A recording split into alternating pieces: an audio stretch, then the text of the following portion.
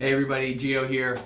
Have you heard about this scandal about Wirecard? This is a 30 billion euro company coming out of Germany, and they've had this $2 billion of cash just disappear. The owner just stepped down. Obviously a terrible thing, but the interesting thing for me, and I'm going to post an article in the comments below for you to check it out, is for a long time, someone was blowing the whistle on this. Somebody was saying, hey, this doesn't look right, there's something going on here, and another set of parties were not paying attention to it. So let's go over here and talk about it, and let's talk about how this is similar to what we deal with in compliance when, maybe the board or the other divisions of the company don't recognize how essential we are. So here we got government and regulators, right? They have an interest. They set the rules and they determine what's right and what should be happening. And then we also have the banks and the analysts. And the government and regulators are relying on these banks and these analysts to be doing research, finding out what's going on, and providing transparency in the market. Well, when that doesn't work,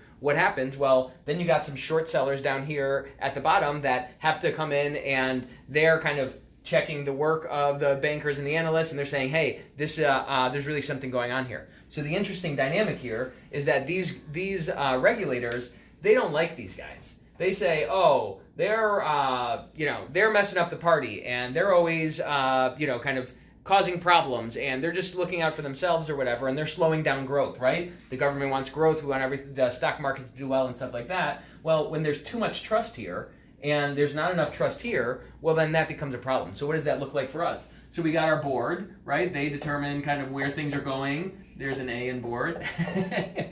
And then we got, kind of our managers.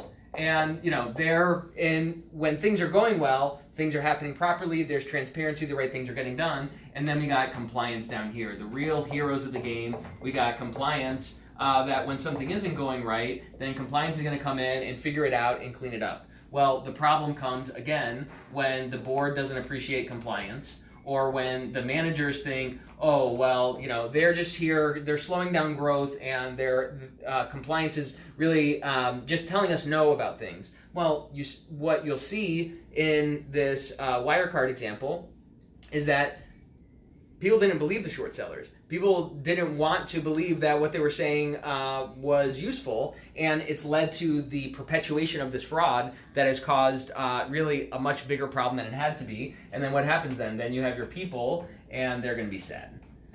So these guys are sad because now, the company's in trouble, the leader left, and who knows what's going on for the future of Wirecard. I hope everything's all right for them. Well, when we can trust compliance more, and we understand that the things that compliance is doing are actually to help the board and help move these things forward, well then the board can be happy, managers can be happy, and we can turn these frowns upside down.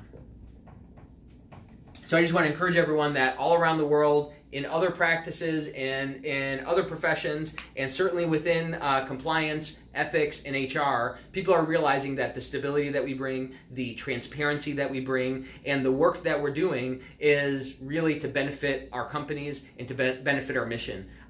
So I'm really encouraged by it. I'm seeing a lot more come out about how boards and investors and people who maybe didn't appreciate compliance before are now realizing that compliance is the most underutilized strategic asset within an organization. So just be on the lookout, stay sharp on your game, and keep looking for ways to help and build those ties across silos and across divisions, because when your team gets gets with the program, when your board and your managers say, hey, you know what, we got to do a better job at this, we can't be caught on our heels again, then you'll be there, you'll be empowered, and you'll be ready to help and say, hey, I got an idea, I know how to help, take care of our people, keep our organization safe, and move everybody faster and more safely toward the mission that we're all going after. Everyone stay safe out there.